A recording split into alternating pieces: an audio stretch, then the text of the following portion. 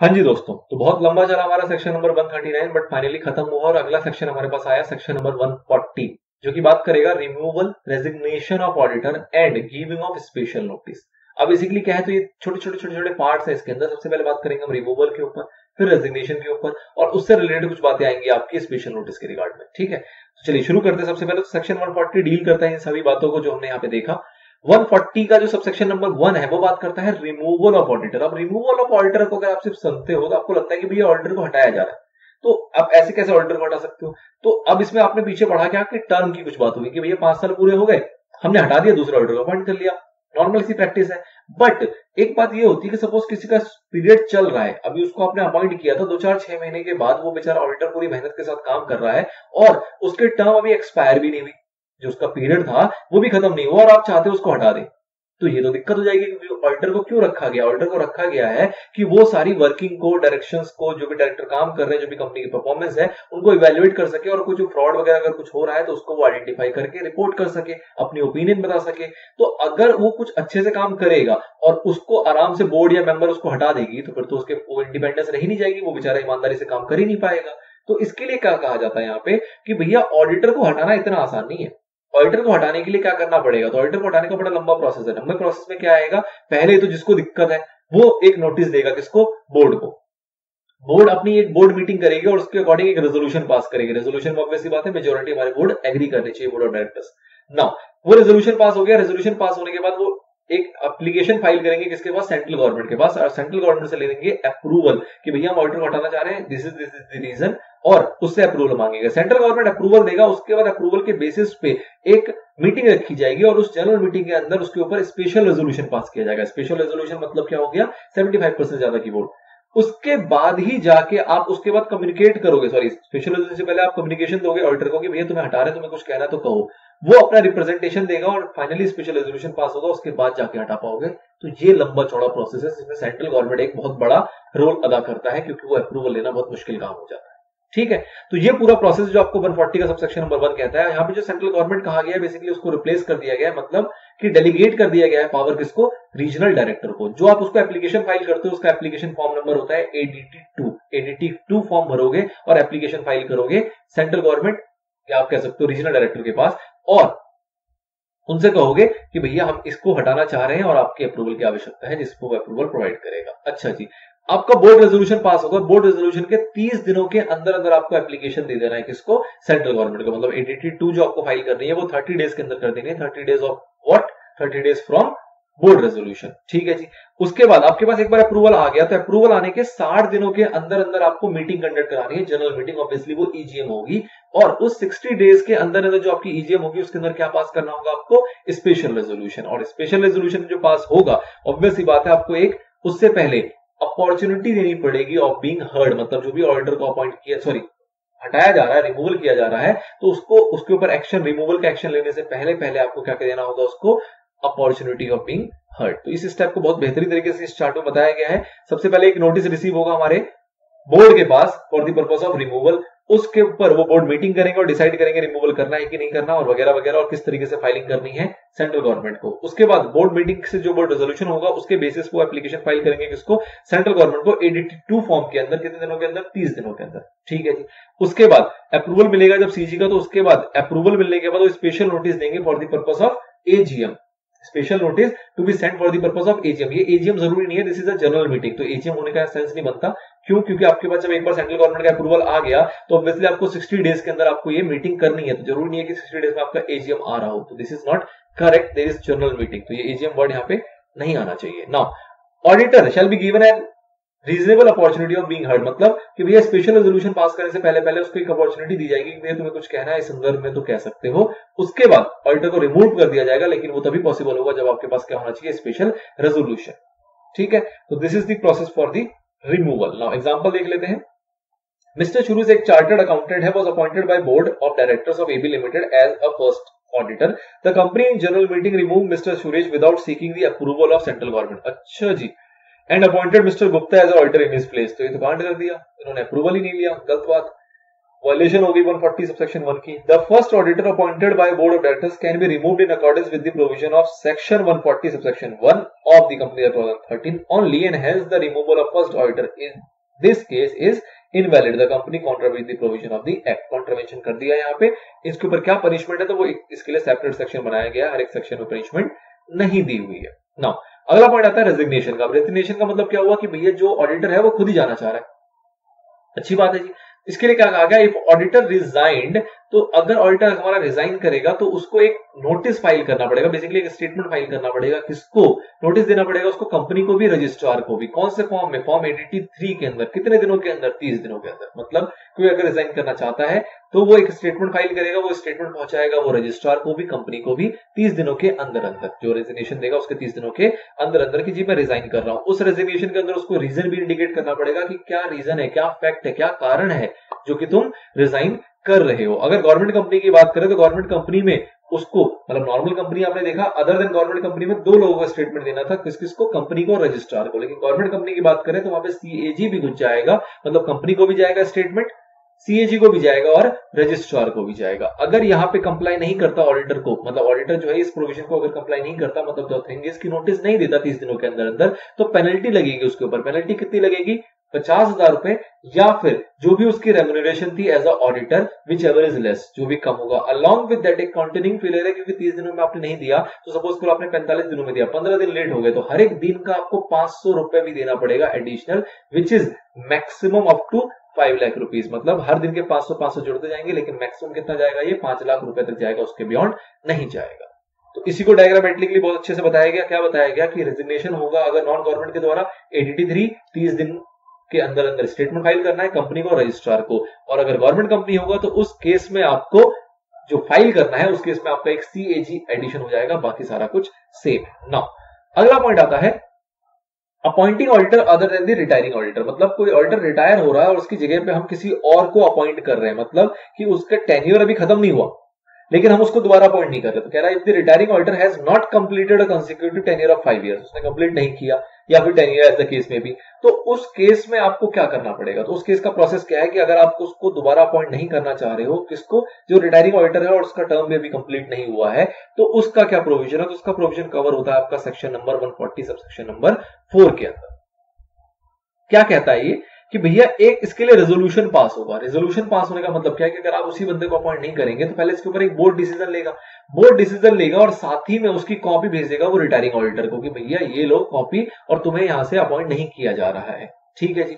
जो नोटिस दिया जाएगा रिटायरिंग ऑडिटर को, रिटायरिंग ऑडिटर उसके ऊपर क्या दे सकता है? अपना रिप्रेजेंटेशन। मतलब क्या हो रहा है, देखो एक नोटिस दिया जा रहा है जनरल मीटिंग के लिए, जनरल मीटिंग में नोटिस दिया जा रहा है सभी मेंबर्स को, उनको कहा जा रहा है कि भैया इस मीटिंग में अपॉइंट करेंगे और उसके अंदर जो हम अपॉइंट करने वाले हैं वो हमारा वही ऑडिटर नहीं होगा जो पहले था, अदर देन दैट कोई और ऑडिटर होगा, जिसके लिए ऑब्वियसली हमें क्या चाहिए? स्पेशल रेजोल्यूशन चाहिए। उसके लिए हमें क्या चाहिए? स्पेशल रेजोल्यूशन, अगर हम उसी ऑडिटर को अपॉइंट ना करके किसी और ऑडिटर को अपॉइंट करना चाह रहे हैं तो। ठीक है जी। उसके साथ साथ एक बोर्ड रेजोल्यूशन के बाद उसने क्या किया? एक फाइलिंग साथ में दे दी, किसको? हमारे ऑडिटर को, कि भैया तुम्हें इस तरीके से हटाया जा रहा है, उसकी एक कॉपी उसको प्रोवाइड कर दी गई। अब जब एक बार नोटिस पहुंच जाएगा हमारे ऑडिटर के पास, तो ऑडिटर के पास एक ऑप्शन होता है कि वो रिप्रेजेंटेशन दे सकता है राइटिंग के अंदर। रिप्रेजेंटेशन का मतलब कि अगर वो कुछ कहना चाहता है, इसके बारे में कुछ लिखना चाहता है, तो वो लिख के देगा कंपनी को और कंपनी से रिक्वेस्ट करेगा कि भैया आप इस रिप्रेजेंटेशन को एज अ नोटिफिकेशन सभी मेंबर तक पहुंचाओ। सभी मेंबर तक पहुंचाना है, किसको? कंपनी को। कंपनी उसके लिए मना नहीं करेगी। मना कर सकती है, कब कर सकती है? जब उसके पास लेट पहुंचाओ। मतलब कि अगर सपोज करो रिप्रेजेंटेशन जो ऑडिटर से आया वो काफी लेट आया, जनरल मीटिंग आने वाली है, तो उस केस में वो ऑब्वियसली बात है उसको सेंड नहीं करेगी। बट अगर उसके पास टाइम से आ जाता है रिप्रेजेंटेशन, किससे? ऑडिटर से, तो उस रिप्रेजेंटेशन को भी सभी मेंबर्स को डिस्ट्रीब्यूट किया जाएगा, जो जो मेंबर्स आपके मीटिंग में आने के लिए एंटाइटल्ड हैं। ठीक है जी। तो अगर कोई उसके पास टाइम से आ गया तो वो डिलीवर करेगा, कि टाइम से नहीं आया तो अलग बात है। तो कॉपी ऑफ रिप्रेजेंटेशन बेसिकली भेजना है उन सभी मेंबर्स को जो भी आपके मेंबर्स में आने वाले हैं, जो भी आपकी मीटिंग अटेंड करने वाले हैं। ठीक है जी। उसके बाद कहते हैं कि अगर रिप्रेजेंटेशन नहीं भेजा गया, नहीं भेजने के 2 कारण हो सकते हैं। नंबर 1 की रिप्रेजेंटेशन लेट आया, नंबर 2 की कंपनी का डिफॉल्ट हो गया, कंपनी जानबूझ के नहीं भेज पाई या कंपनी से रह गया बाय एनी मिस्टेक, कोई भी रीजन रहा हो। तो उस केस में ऑडिटर के पास ऑप्शन होता है, ऑडिटर को मौका दिया जाएगा कि जो भी उसका रिप्रेजेंटेशन था उसको वो मीटिंग में पढ़े। जो भी आपकी मीटिंग हो रही है, जनरल मीटिंग हो रही है, उस केस में उस मीटिंग में आए और उस रिप्रेजेंटेशन को रीड आउट करे सबके सामने, ताकि सबको उसके बारे में पता लग जाए। ठीक है जी। और साथ ही में यह कहा जाता है कि अगर रिप्रेजेंटेशन जो है आपका कॉपी ऑफ रिप्रेजेंटेशन अगर भेजा नहीं गया हो, अगर सेंड ना किया गया हो, तो एक ऑप्शन तो दिया गया ऑडिटर को कि भैया तुम मीटिंग में आ सकते हो और उसको रीड आउट कर सकते हो। अलॉन्ग विद दैट आपको वो कॉपी जो है, कॉपी ऑफ रिप्रेजेंटेशन जो है उसको फाइल करनी होती है रजिस्ट्रार के पास भी कि भैया ये रिप्रेजेंटेशन आया था जो कि हमने सेंड नहीं कर पाए बाय एनी रीजन, उसको हम फाइल करेंगे किसके पास, रजिस्ट्रार के पास ना। फिर इसके अंदर एक प्रोविजन आया जो कि कहता है कि अगर सपोज ऐसा लगता है क्या कि ट्राइब्यूनल के पास कोई एप्लीकेशन आया और उस एप्लीकेशन के अंदर लिखा हुआ है कि भैया जो ऑडिटर को राइट दिया गया है ना तुमने कि रिप्रेजेंटेशन दे सकता है, उसको भेजना पड़ेगा या उसको रीड कर सकता है, उसका वो गलत फायदा उठा रहा है, किसी भी एंगल से गलत फायदा उठा रहा है। और ट्राइब्यूनल को अगर ये लगता है कि एप्लीकेशन जो आई है वो सही है और सच में ऑडिटर इसका अब्यूज कर रहा है इस राइट को, तो उस केस में ट्राइब्यूनल ऑर्डर कर सकता है कि ना ही इसके रिप्रेजेंटेशन को सेंड किया जाए और ना ही इसके रिप्रेजेंटेशन को रीड आउट करने का मौका दिया जाए मीटिंग के अंदर। तो ये भी एक प्रोविजन यहां पे आता है ट्राइब्यूनल के रिगार्ड में, which is on application. Application company दे सकती है या फिर कोई और पर्सन भी दे सकता है। अच्छा जी, अगला आता है सबसेक्शन नंबर 5 जो कि बात करता है फ्रॉड के ऊपर। फ्रॉड बहुत इंपॉर्टेंट एरिया आ गया, आपने वो तो समझ लिया रिप्रेजेंटेशन वाला पॉइंट। अब फ्रॉड के ऊपर बहुत इंपॉर्टेंट एरिया आता है कि सपोज करो कोई ऑडिटर जो है वो इन्वॉल्व है फ्रॉड के अंदर, कंपनी में कोई फ्रॉड हो रहा है, ऑडिटर भी इन्वॉल्व हो गया कि चलो जी मेरा शेयर दे देना, कर लो जो फ्रॉड कर रहे हो, मैं भी मिल बांट के खा लेंगे। तो ऐसे सिनेरियो में ऑब्वियसली बात है ट्राइब्यूनल के पास कुछ राइट आते हैं। ट्राइब्यूनल मतलब जो हमारा कोर्ट है, एनसीएलटी है, उसके पास कुछ राइट है। क्या राइट है कि अगर ऑडिटर कुछ ऐसा कर रहा है और उसका शक है, तो यहां पे क्या शक होगा कि भैया ट्राइब्यूनल को अगर खुद से लगता है कि ऑडिटर ऐसा मिलजुल के कोई फ्रॉड रिलेटेड एक्टिविटी कर रहा है, या फिर उस ट्राइब्यूनल के पास एप्लीकेशन आती है सेंट्रल गवर्नमेंट के द्वारा कि भैया देखो ऑडिटर ऐसे ऐसे काम कर रहा है, तुम क्या कर रहे हो, या फिर कोई एनी अदर पर्सन जो भी कंसर्न पर्सन है उस कंपनी से रिलेटेड, वो ट्राइब्यूनल को एप्लीकेशन देता है कि ऑडिटर ऐसे ऐसे फ्रॉड रिलेटेड एक्टिविटी कर रहा है। ऑडिटर क्या करे, सॉरी ट्राइब्यूनल क्या करेगा, पहले चेक करेगा कि भैया सच में फ्रॉड हो रहा है कि नहीं हो रहा है। सेंट्रल गवर्नमेंट ने कह दिया, उसको चेक करेगा एप्लीकेशन के बेसिस पे कि हाँ जी जो ऑडिटर है वो अपनी ड्यूटी प्रॉपरली दे रहा है कि नहीं दे रहा, कोई फ्रॉड की रिलेटेड एक्टिविटी में वो इन्वॉल्व तो नहीं है। और अगर वो सेटिस्फाई हो गया कि हाँ भैया जो ऑडिटर है वो फ्रॉडुलेंट मैनर में काम कर रहा है, वो यहाँ पे प्रॉपरली अपनी जस्टिफिकेशन मतलब अपनी ड्यूटी को जस्टिफाई नहीं कर रहा, तो उस केस में वो कंपनी को ऑर्डर देगा। ट्राइब्यूनल जो होगा वो कंपनी को ऑर्डर देगा कि भैया इस ऑडिटर को चेंज करो, इस ऑडिटर को आप हटाओ, इसकी जगह पे दूसरे ऑडिटर को लेके आओ। तो ये भी पॉसिबल है। This is what again a removal but with the approval of tribunal. Tribunal ने खुद से डायरेक्शन दी, ऑर्डर दिया कंपनी को कि भैया आप इसको रिमूव करो, और उसके अंदर रिमूव जब किया जाएगा तो कोई जस्टिफिकेशन नहीं पूछी जाएगी। ठीक है जी। Requirement of change of auditor, तो ऑब्वियसली बात है जो एप्लीकेशन आएगी किसके द्वारा, सेंट्रल गवर्नमेंट के द्वारा। तो उसके इसमें कहा जाता है कि ट्राइब्यूनल अगर सेटिस्फाइड हो गया सेंट्रल गवर्नमेंट की एप्लीकेशन से, तो सेंट्रल गवर्नमेंट की एप्लीकेशन आने के 15 दिनों के अंदर अंदर 15 दिनों के अंदर अंदर वो क्या कहेगा, एक एप्लीकेशन देगा किसको, मतलब एक ऑर्डर फाइल करेगा। उस ऑर्डर के अंदर कहा जाएगा कि जो पुराना ऑडिटर था वो अब फंक्शन नहीं करेगा एज अ ऑडिटर, और सेंट्रल गवर्नमेंट के पास यहाँ पे पावर है कि वो अपॉइंट करेगी उसकी जगह पे किसी और नए ऑडिटर को। मतलब कि पुराने ऑडिटर को वहीं से डीबार कर दिया गया और उसकी जगह पे सेंट्रल गवर्नमेंट के पास राइट दिया जाएगा उस ऑर्डर के तहत कि सेंट्रल गवर्नमेंट यहाँ पे आप अपॉइंट कर सकती है किसी और ऑडिटर को इन दैट प्लेस।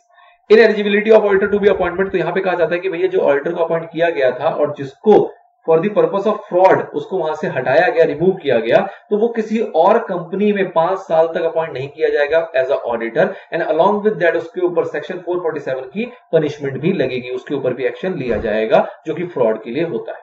ठीक है, तो 5 साल तक वो अपॉइंट नहीं हो सकता किसी भी कंपनी में, और साथ ही में उसके पास 447 का भी उसके ऊपर एक्शन लिया जाएगा। गाइस एक सेकंड के जरा मैं ब्रेक ले रहा हूं, इसको चार्ज में कनेक्ट कर दे। हाँ जी दोस्तों, तो कंटिन्यू करते हैं। तो इनएलिजिबिलिटी के बेसिस के ऊपर क्या है कि जो ऑडिटर हमारा रिमूव किया गया है by the order of tribunal, तो उसको वो जो ऑडिटर है वो कहीं और अपॉइंट नहीं किया जा सकता, किसी भी कंपनी का ऑडिटर नहीं बन सकता अगले 5 सालों तक। एंड अलॉन्ग विद दैट उसके ऊपर सेक्शन 447 की एप्लीकेबिलिटी भी होगी और उसके बेसिस पे भी एक्शन लिया जाएगा जो कि फ्रॉड के लिए होता है। अच्छा जी, फिर बात करते हैं एक्सप्लेनेशन नंबर 1। एक्सप्लेनेशन नंबर 1 क्या कह रहा है कि अगर फर्म की बात करें कि अगर एक फर्म है तो उसके ऊपर भैया कौन कौन से लोग फंसेंगे, तो ऑब्वियस ही बात है कि लाइबिलिटी जो होगी वो किसके ऊपर आएगी, वो आएगी फर्म के ऊपर। और अलॉन्ग विद दैट जो भी पार्टनर या पार्टनर्स जो होंगे जिसने की फ्रॉडुलेंट मैनर में एक्टिविटी की होगी या चीजों को छुपाया होगा या इस तरह से जो भी एक्टिविटी की गई है कंपनी के अंदर उसमें उसका हाथ होगा, तो वो सारे मेंबर्स सारे पार्टनर जो है वो भी यहाँ पे रिस्पॉन्सिबल है, वो सारे भी लाइबल है अंडर सेक्शन 447। ठीक है ना। तो फॉर्म में बेसिकली बढ़ जाता है, तो इसलिए कहा गया कि फॉर्म तो गया ही गया, साथ में जो पार्टनर रिस्पॉन्सिबल है इस एक्टिविटीज के लिए वो सारे के सारे यहाँ पे मारे जाएंगे। एक्सप्लेनेशन 2 कुछ खास नहीं है, वो कह रहा है कि भैया ऑडिटर का यहाँ पे वर्ड यूज किया गया है, वो ऑडिटर का मतलब है कि भैया फॉर्म भी यहाँ पे इंक्लूड होगा, फॉर्म ऑफ ऑडिटर्स भी यहाँ पे इंक्लूडेड है। नाउ इसी को पिक्चराइज किया गया बहुत अच्छे तरीके से। ट्राइब्यूनल चाहे तो खुद से सुओ मोटो, या फिर एप्लीकेशन आएगा सेंट्रल गवर्नमेंट से, या फिर एप्लीकेशन आएगा किसी और पर्सन से, और अगर ट्राइब्यूनल सेटिस्फाई हो गए तो 15 दिन के अंदर अंदर एप्लीकेशन आएगी, उसके 15 दिनों के अंदर अंदर वो ऑर्डर पास कर सकता है कि भैया जो ऑडिटर है वो फंक्शन नहीं करेगा, मतलब एज ऑडिटर वो नहीं रह जाएगा, और सेंट्रल गवर्नमेंट यहाँ पे अपॉइंट करेगी किसी और ऑडिटर को। ठीक है जी। उसके बाद कंपनी को डायरेक्ट देगा कि भैया चेंज करे ऑडिटर को, ये तो पॉइंट वहीं से आ गया। और जो ऑडिटर है वो रिमूव किया जाएगा और वो किसी और कंपनी में 5 साल तक ऑडिटर नहीं बन सकता। अलॉन्ग विद दैट 447 की लायबिलिटी भी उसके ऊपर आ जाएगी। एग्जांपल देख लेते हैं। एग्जांपल कह रहा है FLP limited engage in the business of real estate and energy, defaulted on its borrowing which amounted to thousand of crore. ठीक है जी। During the year ended 31 March 2019 a fraud was uncovered in respect of various transactions of the company and it was observed by the central government. Central government ने observe किया that the auditor of the company were involved in such fraud, कि भैया कुछ fraud हुआ company के अंदर, उसमें auditor भी इन्वॉल्व है। Please suggest what can be the course of action in this case. बताओ इस केस में क्या कोर्स ऑफ एक्शन होगा। तो ऑब्वियसली बात है, सेंट्रल गवर्नमेंट क्या करेगी, एप्लीकेशन देगी ट्राइब्यूनल को, ट्राइब्यूनल उसके बेसिस पे अपनी एनालिसिस करेगा, अपनी ऑब्जर्वेशन रखेगा, और अगर उसको सेटिस्फेक्शन मिल गई कि भैया एप्लीकेशन के में जो बात कही जा रही है वो सच में हुई है, ऑडिटर यहाँ पे गिल्टी है, तो ऑब्वियसली बात है वो कंपनी के पास एक ऑर्डर फाइल करेगा और कहेगा कि इस ऑर्डर को रिमूव कर दिया जाए। अलॉन्ग विद दैट उस ऑर्डर का परिणाम ये होगा कि उस ऑडिटर को किसी और कंपनी में अगले 5 साल तक ऑडिटर नहीं बन पाएगा, and apart from that section 447 की लायबिलिटी भी आ जाएगी। चलिए, तो ये आपकी पूरी बात थी रिमूवल के रिगार्डिंग, जिसके अंदर आपने 5 अलग अलग टाइप की चीजें देखी हैं 5 सब सेक्शंस के अंदर, and this is all about section number 140। 141 की बात करेंगे सेपरेट पार्ट में, फिलहाल इसको यहीं पे कंक्लूड कर लेते हैं।